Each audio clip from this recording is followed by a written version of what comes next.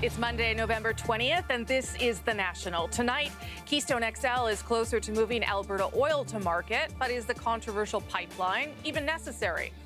We are on the ground in Puerto Rico. 2 months after Hurricane Maria, why are so many people still without electricity? But we begin with new allegations of sexual misconduct, this time against a well-respected American journalist. The Harvey Weinstein case is just 6 weeks old, but its cultural impact is already undeniable, uncorking an almost daily pattern.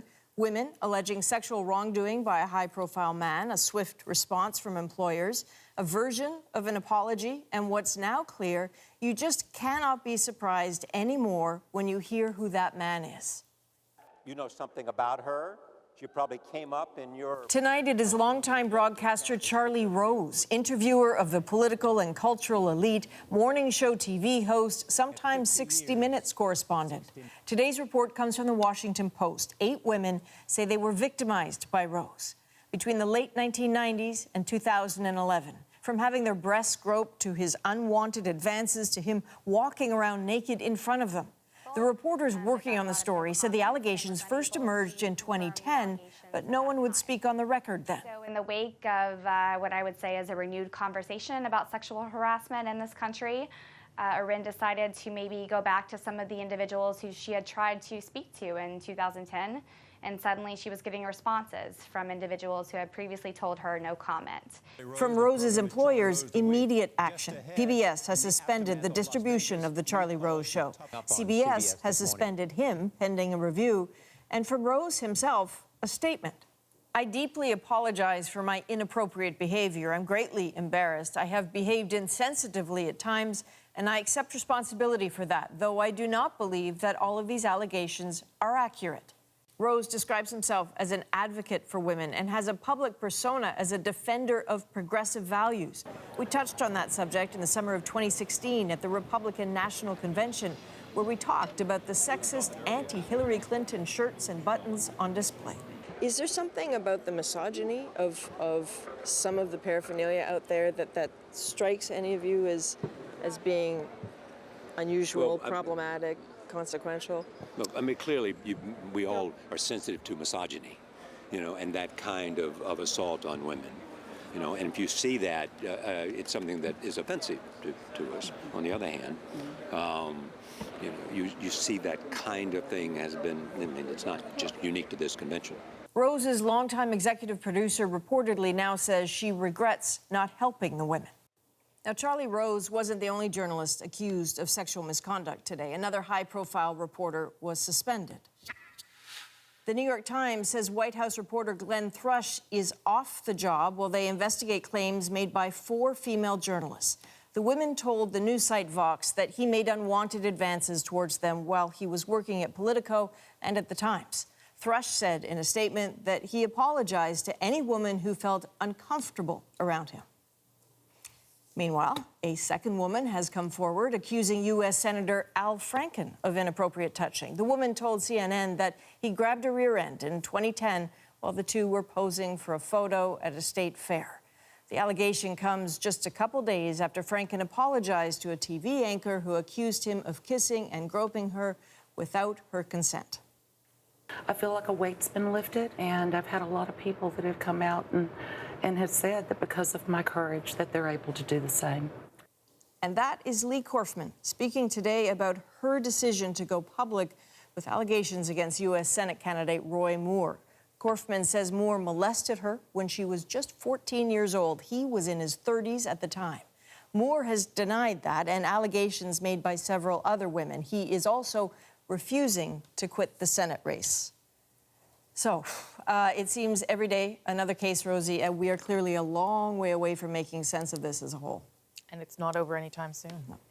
All right, now on to a major decision that could result in a potential economic boon for Alberta and really all of Canada. TransCanada's Keystone XL pipeline cleared what's considered to be the final regulatory hurdle in Nebraska. The state voted to approve a route that would bring Alberta oil sands crude to U.S. refineries. Its decision being cheered by Alberta's premier.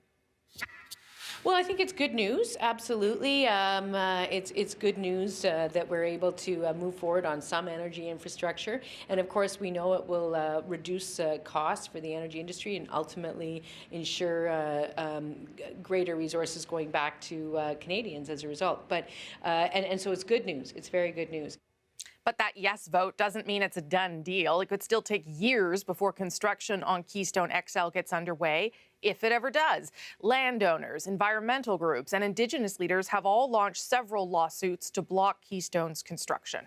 We'll continue to fight the Keystone route and what it means for our water, for our land, for our future generations, our resources, and all those natives and non-natives that are impacted by this, and all of our people. We're not happy about this. You heard it today. Adding another wrinkle to this already long and complicated project, the route that's been approved today isn't even the one TransCanada had hoped for. It's actually a longer alternative one that shifts the pipeline away from sensitive ecological areas, but that could prove more difficult and costly to build. And so TransCanada saying very little today, but in a statement did say this: it will conduct a careful review of the ruling while assessing how the decision would impact the cost and schedule of the project. The Keystone XL pipeline was initially proposed now almost 10 years ago. Much has changed, but the global demand for oil has stayed the same. And given how long it has taken to get this far, does Canada still need Keystone? Consider this. With a worldwide oversupply, the price of oil has dropped by almost $100 a barrel since the pipeline was first proposed by TransCanada. Domestic production of oil inside the United States has doubled, largely because of increased shale drilling. And frankly, approving this project would have undercut that global leadership. And that's the biggest risk we face. Not acting. After Keystone was shut down by former President Barack Obama in 2015 because he said of his commitment to climate change, Canada turned its attention elsewhere. And so the failure to make progress on our own pipeline to Tidewater is in effect our inability to get it together to make our best marketing decisions. And we can do better. We are a country that can do better, and it needs to be everybody's priority. As it is, Canadian crude is sold at deep discount in the U.S. because it's difficult to refine.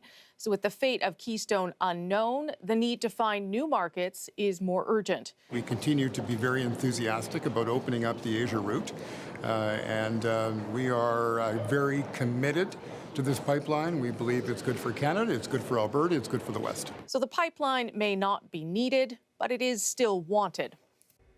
Keystone XL, though, isn't the only pipeline the government wants to use to send more Alberta oil to global markets. The Trudeau government has given the green light to two major projects. Let me show you them. One pipeline has already been approved that will get oil to the Asian market. The Kinder Morgan's Trans Mountain project to expand the line will carry crude from Edmonton to Burnaby, BC, where it will be exported to Asia. Enbridge's Line 3 would funnel oil through northern Minnesota to Wisconsin to the U.S. market. Not every project has the stamp of approval. Aboriginal and environmental opposition essentially killed Northern Gateway, which would have run from Alberta to BC's north coast for shipment to Asia.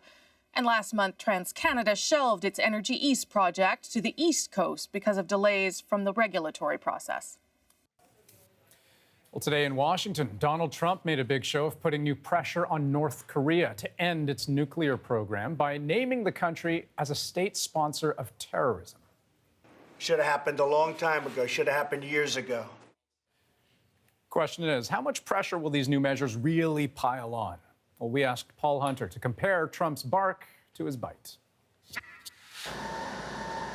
To the question how to stop North Korea's nuclear program, for Donald Trump, the thinking is there's no viable military answer, not without risking countless lives. So today, more tough-sounding words. Today, the United States is designating North Korea as a state sponsor of terrorism. It must end its unlawful nuclear and ballistic missile development and cease all support for international terrorism, which it is not doing.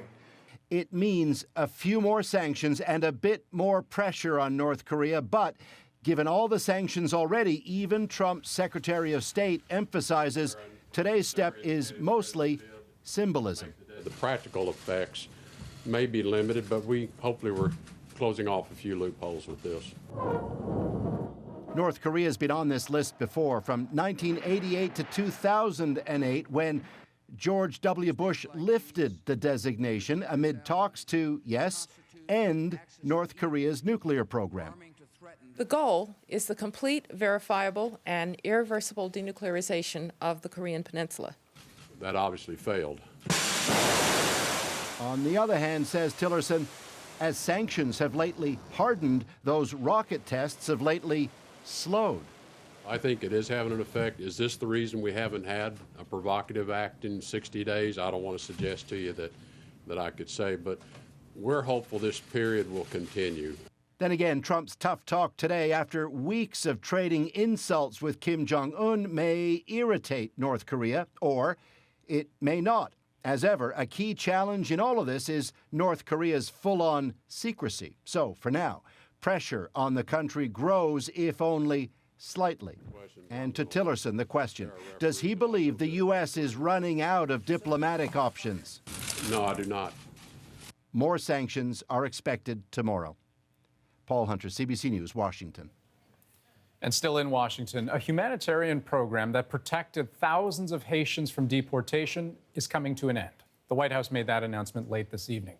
The point of the program, when it was put in place after the 2010 earthquake, was to protect the nearly 60,000 Haitians in the U.S. from being sent back. It was set to expire in January, but could have been extended, and fears that it wouldn't be led to a surge of Haitians walking into Canada this year to seek asylum. White House officials say the program will officially end in July 2019. And Rosie, we should mention that there are lots of people in Haiti saying tonight that that country is in no position, no shape to welcome back 60,000 people. There was the earthquake, of course. There's also billions of dollars in damage from Hurricane Matthew, as well as that cholera outbreak. Yeah, and the federal government here certainly preparing for a potential onslaught of people, much as they did at the border we saw over the past number of months. They're sending a Liberal MP, Emmanuel Dubourg, down to New York tomorrow to start to talk to Haitians about why it's not a good idea to come here, because they could be rejected as well. Meanwhile, German Chancellor Angela Merkel is dealing with fallout from her handling of the refugee crisis in Europe. Negotiations to form a new government have collapsed, leaving Europe's largest and most important economy now in limbo. Merkel has spent weeks trying to stitch together a coalition government between four parties to combat the rising popularity of the far-right AfD party. Nala Ayad has more. You'll remember that sigh of relief we heard in many corners when Merkel won that fourth term. But what we're hearing today is the anti-sigh, and all the hand-wringing starting all over again, because Germany now seems on the cusp of the end of an era. And Merkel even hinted as much today by calling it a historic day. For 12 years, Merkel ruled with coalitions and has been there through 3 Canadian prime ministers, 4 British ones, and 3 U.S. presidents. Her secret? In the words of a former campaign manager, is that she headed up a big tent party. That's a little bit like an IKEA store, he says, because it has something for everybody. But the Merkel stability streak has been interrupted, and the whole world is feeling it. What do you think about the situation in Germany? European leaders who are eager to get on with their business don't like what they see.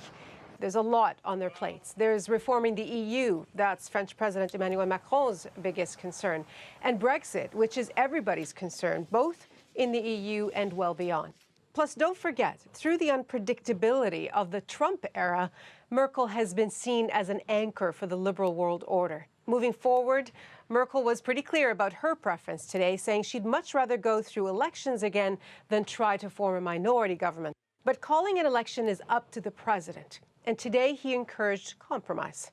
So Merkel could try for another round of talks with the same parties, or she could try to persuade her usual partners, the Social Democratic Party, to form a coalition.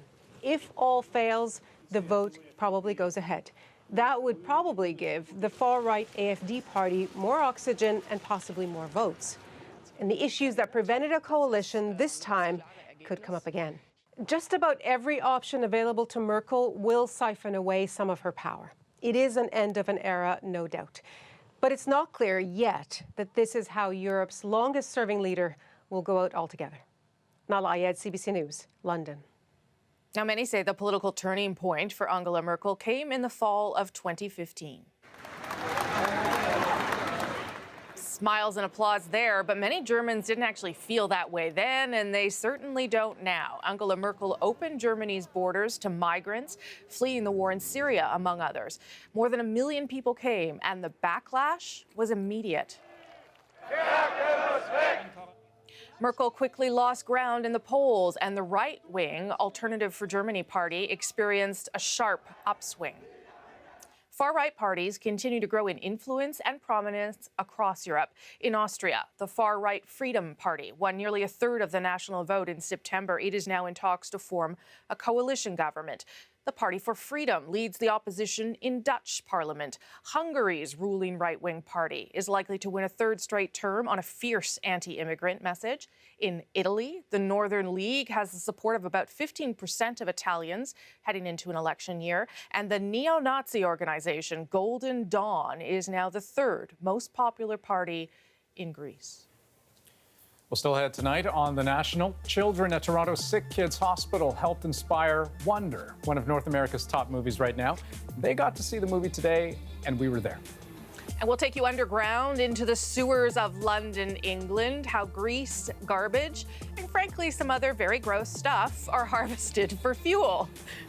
And 2 months ago tonight, Hurricane Maria slammed Puerto Rico. Why are so many American citizens still so desperate for help? The national documentary is next.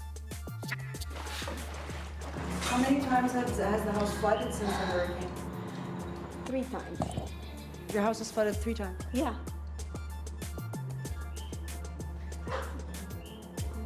They don't do nothing.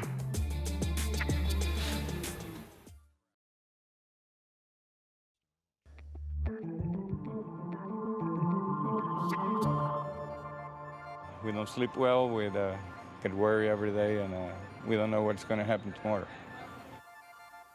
When Hurricane Maria hit Puerto Rico with deadly accuracy 2 months ago tonight, it destroyed brittle infrastructure and just dumped grief on an already bankrupt island.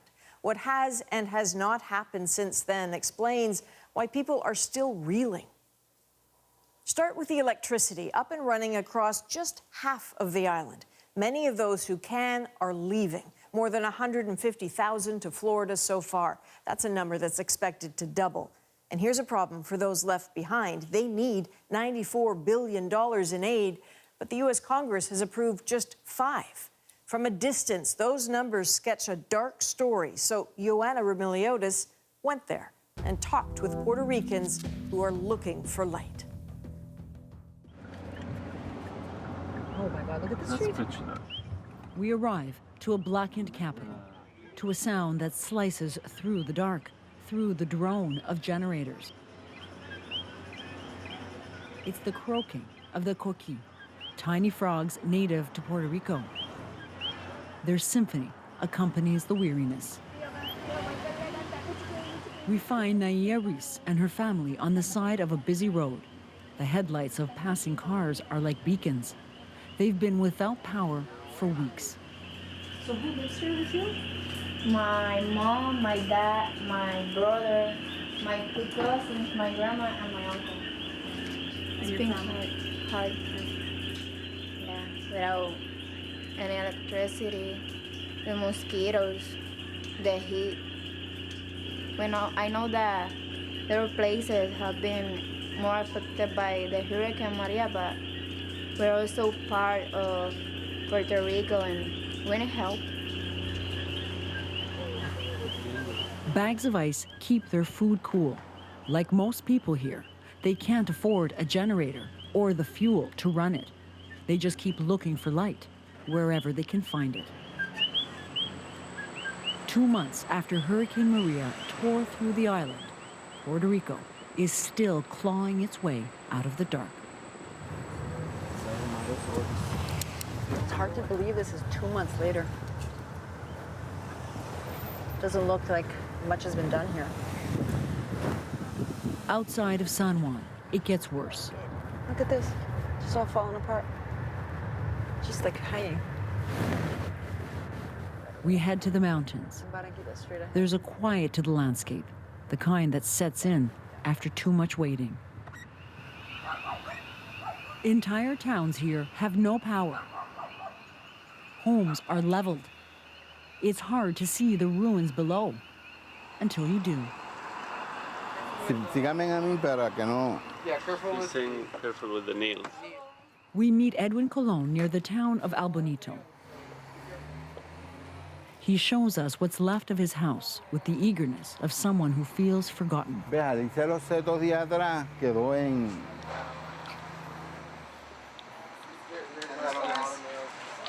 The kitchen, and this was their bathroom.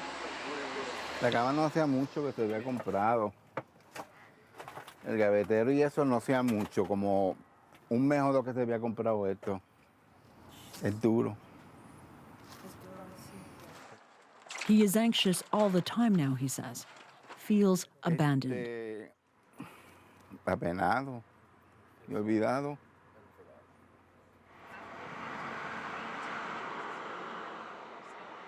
Lives do seem stalled, brutally interrupted.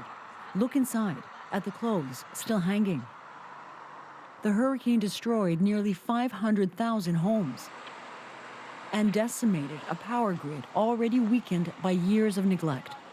Critical infrastructure, too, is crippled. Yep. You see the bridge over there? Do you think it's safe for me to... Yeah, just... If there is a way out, no one can point to it.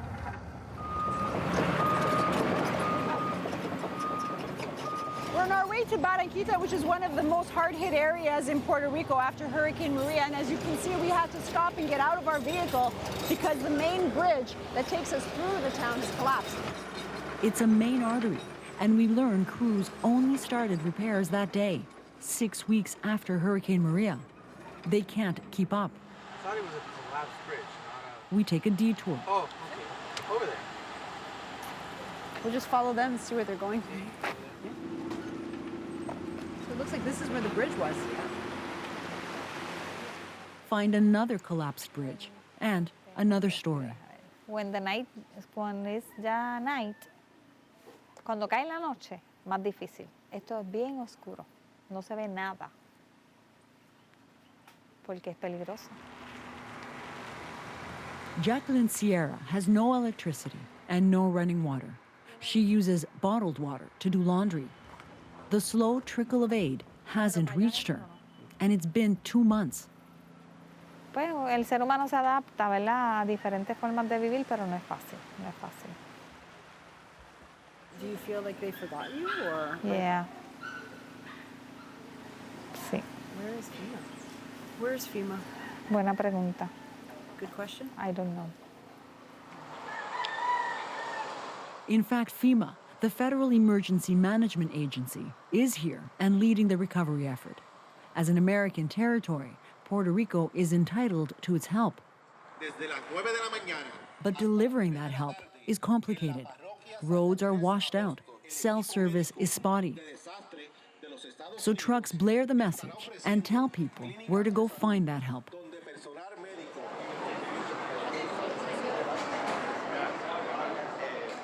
It took FEMA a month to set up this aid center just outside the town of Barranquitas. Only now are people registering for the basics.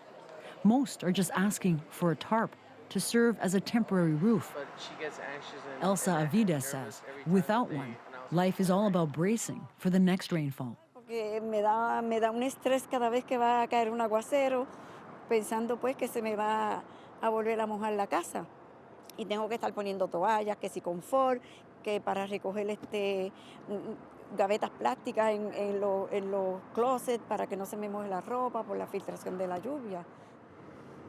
Bastante. Bastante. No es lo mismo como uno estaba, como uno está.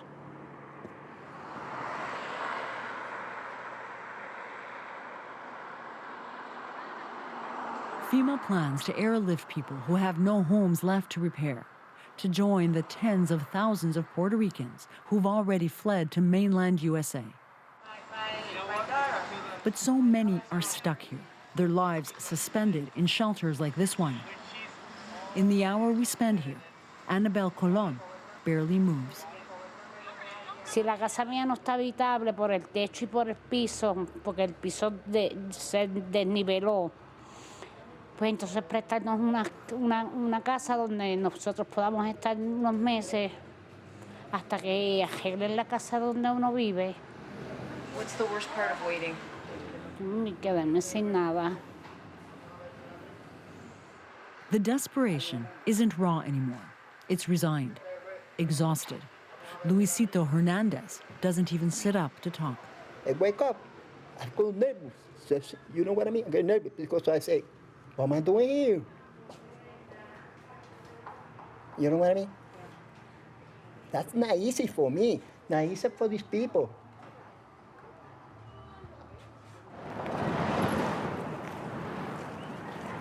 Watch the wires. When we get further into town, Hola. we find most of the water has drained away too. All the brown is water. Yes. A man shows us how bad it was. That's his house right there. All the brown is water. One of the town's schools only opened the day we came here. Angelica Caens holds on to that. Es difícil, muchos de la comunidad perdieron el trabajo por la electricidad, porque no hay los servicios esenciales. Entonces sí, hay días que se levanta uno y es desesperante, pero tenemos que seguir, no nos cuesta o de otra, no hay alternativa.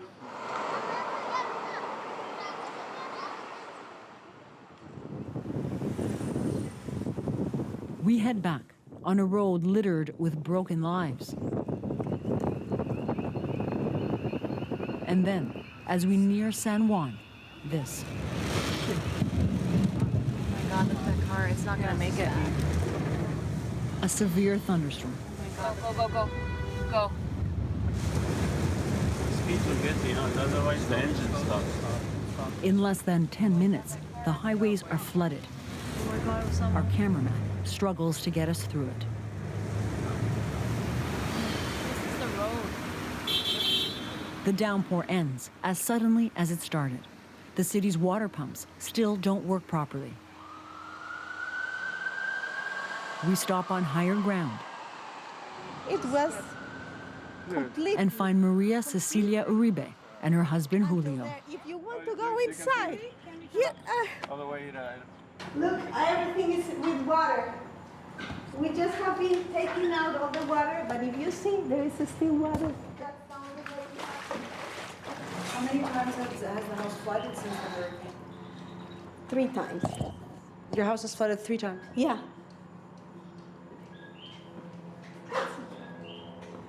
They don't do nothing. What do you think of the recovery so far in terms of what the government's been able to do? I don't think they have been doing. I think they have been doing a lot of things, but they have missing a lot of things. We are fortunate because we have. You have a generator. Yes. And we put on in the night and we put off in the morning. We are tired. We don't sleep well. We get worried every day, and we don't know what's going to happen tomorrow. 45 days without electricity is just unthinkable. With not even a third world, and we were not. Now we are. Looking for light, there seems to be no end to the wait. Joanna Rumiliotis, CBC News, Puerto Rico. You saw some of the people in Joanna's story barely able to move, evidence perhaps of another of Maria's lingering effects. Puerto Rico has a mental health crisis now, more than 2,000 calls to a hotline that's double than usual. And don't forget, most people are without phone service. And then there are the suicides, a reported 32 at least, also well above normal. Joanna will continue our special coverage from Puerto Rico later this week. At this hospital, the children are doubly vulnerable. They are orphans with critical medical conditions. Then Maria knocked out the power. It was a very hard time for us. Enter electric car maker Tesla and a parking lot filled with solar panels. It was a very special time for every one of us. Restoring reliable power. That's Wednesday on The National. Still ahead, the red carpet has been rolled out for Canada's best authors tonight. And we have the first interview with the brand new Giller Prize winner, Michael Redhill. But first, to another carpet at Toronto's Sick Kids Hospital. Eli Glasner takes us to a special screening of Wonder, the story of a boy with a facial difference. Actor Jacob Tremblay met with kids dealing with similar issues before filming, and today brought the movie back to them. You live with this every day. You're being told you're disgusting. You're being told to go kill yourself, and you start thinking, you know, why? I probably should, because this is just the worst. And you didn't feel like it was worth going on? No, I mean, like, words hurt, but when you're being also punched, hit, attacked, you know, like, people would corner me and just, like, kick me down in the face.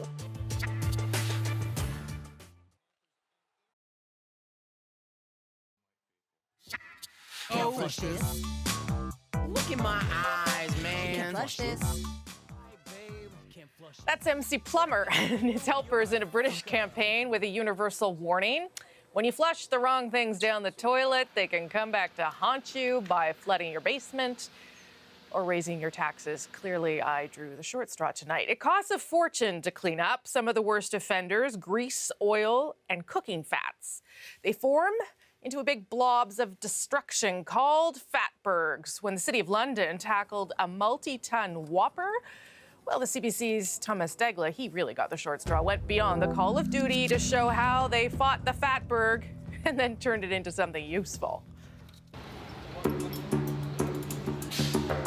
They're geared up for battle and waging war under the streets of London, taking on a monster that feeds on grease and garbage, a giant called fatberg.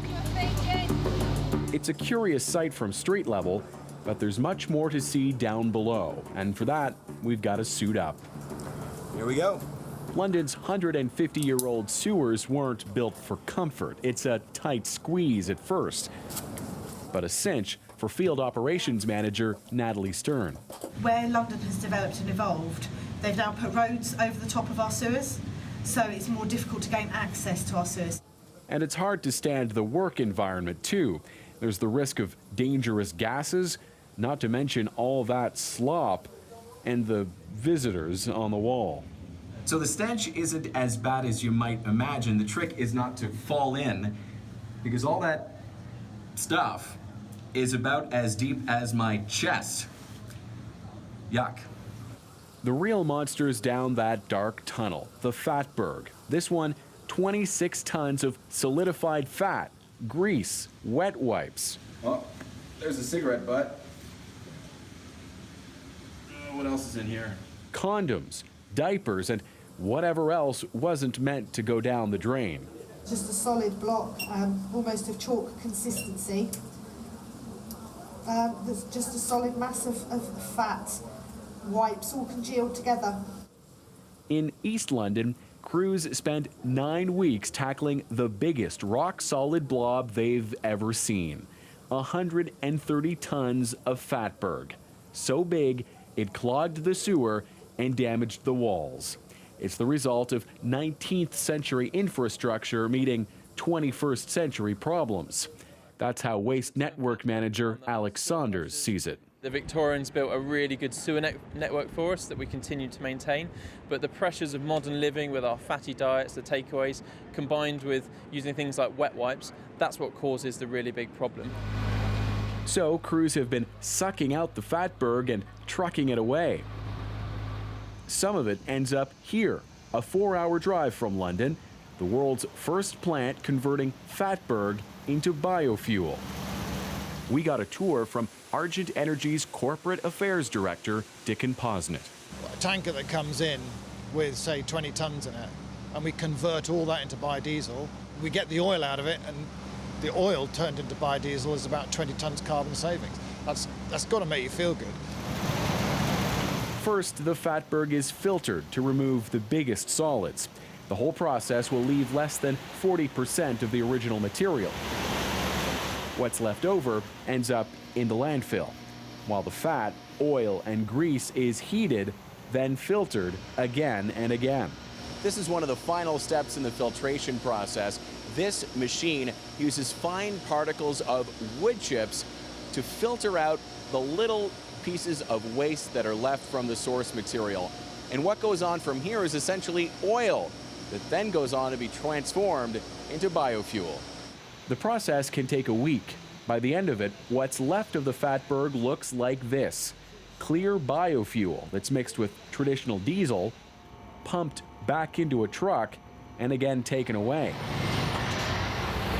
Some ends up back in London, powering those double-decker buses, while the battle underground continues. Thomas Dagler, CBC News, London. Canadian municipalities spend an estimated $250 million a year to bust up fatbergs and clear away other unflushables. So they're trying to change behavior. Halifax made a video on how to bacon responsibly. If you do have a lot of extra bacon fat on your hands, well, you can use it. For example, Baconaise. To keep grease out of the sewers. Last month, Vancouver recruited some star power to launch Wipe It, Green Bin It. And, you know, they just dump it down the drain, and it's like, why? And London, Ontario, asks people to collect cooking grease in cups supplied by the city. They can be thrown in the garbage or dropped off at depots to be turned into alternative fuel.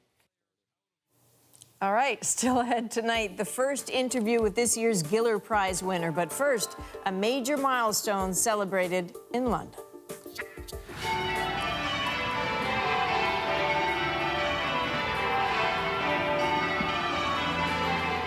The bells at Westminster Abbey rang out for more than 3 hours to honor the platinum anniversary of Queen Elizabeth and Prince Philip.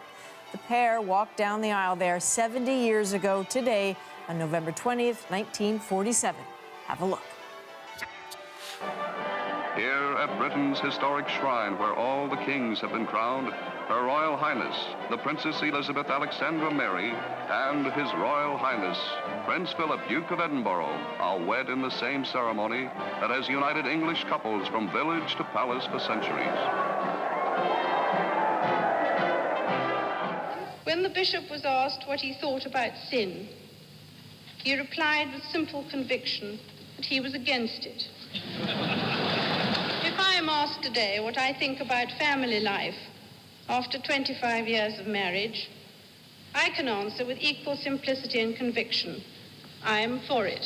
I think that the main lesson that we've learned is that tolerance is the one essential ingredient of any happy marriage. It may not be quite so important when things are going well, but it is absolutely vital when things get difficult. And you can take it from me that the Queen has the quality of tolerance and abundance. Never before has a British monarch survived 60 years of marriage. And this special service at Westminster Abbey reflected the Queen's sense of duty to both her husband and to her job. One romantic moment came in a poem read by Dame Judi Dench.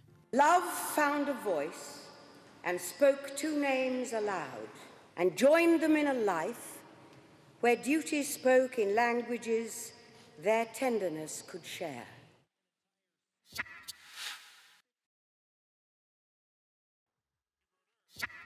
And the 2017 Scotiabank Giller Prize goes to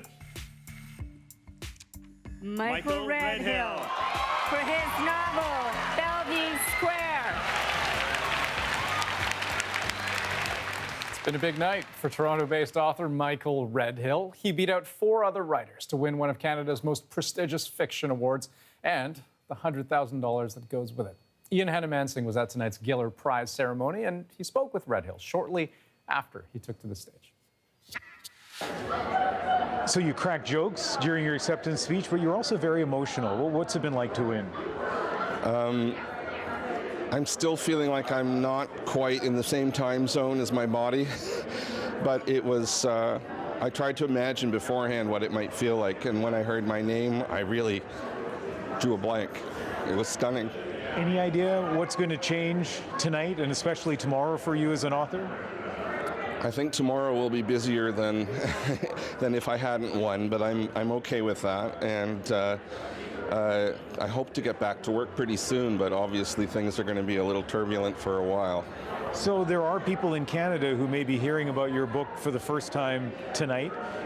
Why should they start reading it soon? Well, they might enjoy reading Bellevue Square fairly soon, because the reality that we all live in is under attack and is constantly shifting, and our sense of selves is constantly shifting. And Bellevue Square is about what our consciousness is made of and what we do with our sense of self. You had so many people that you thanked, and you thanked them in such a heartfelt way. Is there anybody that in particular you're thinking about tonight? I'm thinking about Don Coles, who was one of my first mentors, and I meant to shout out to him, but he was one of my earliest teachers, and I know he's not feeling well these days, and I'm grateful for the example he gave me. Well, congratulations. You could tell in that room a lot of people were very happy that you won. Thank you. Fantastic. Thank you very much. Thanks. Transforming a book into a movie can be a challenge.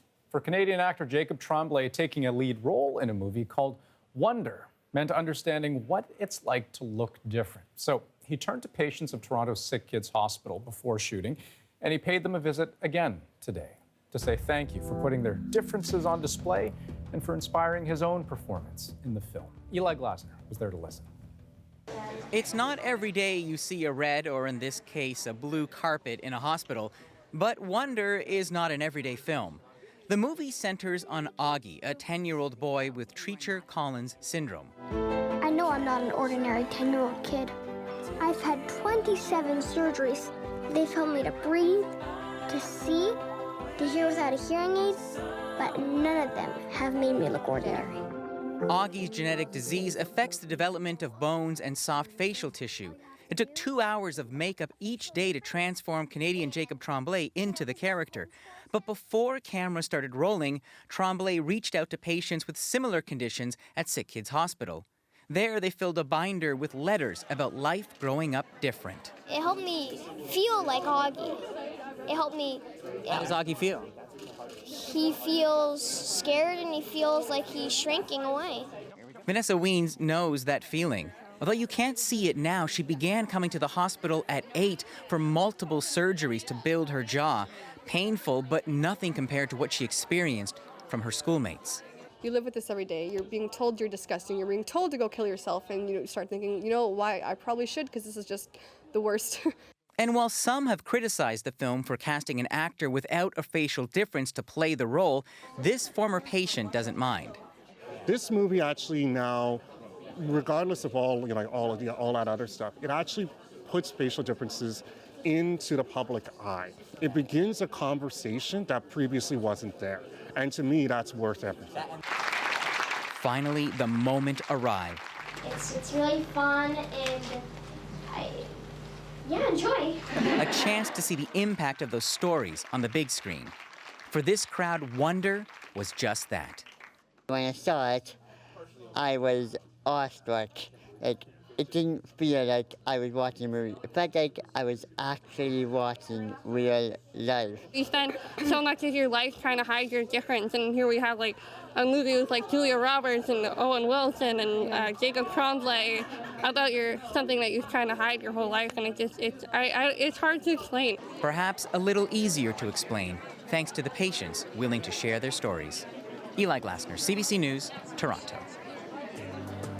What a treat for those kids. We'll go deeper on the stories of the day earlier in the day. Subscribe to our newsletter, cbcnews.ca/The National.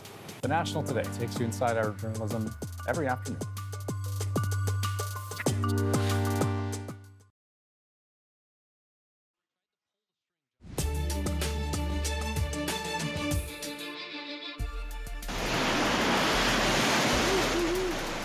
On The National tonight, time is running out as crews search for a missing submarine off the coast of Argentina. It's now been nearly 6 days since it disappeared, with 44 people on board.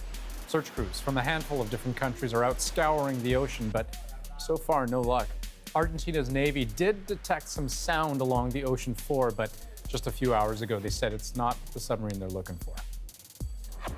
The party has instructed the chief whip to proceed with impeachment processes against Comrade R.G. Mugabe.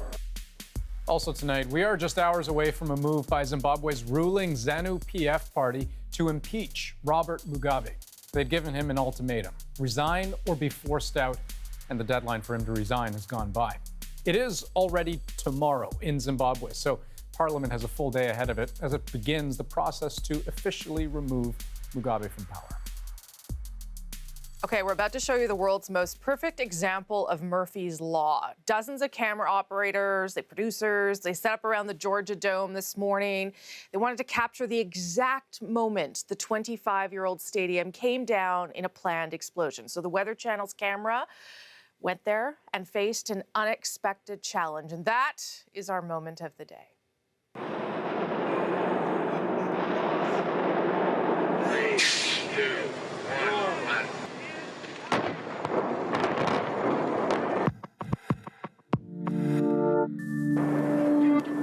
Get out of the way, boss!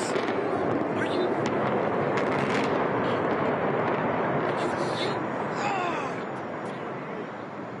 What the...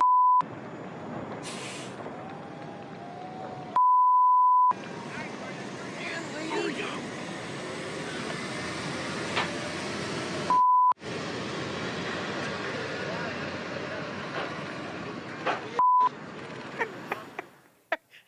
I've watched that 4 times, and it gives me a serious case of the giggles. It's so bad. I mean, the thing I don't get, though, is why would they set up on street level with a street in front of them, between them and the Georgia? It doesn't make sense to me. I don't get it. Can I just say, it is really bad karma to laugh at this poor guy, because you know it could happen to us like that. I suppose so, I'm okay with it.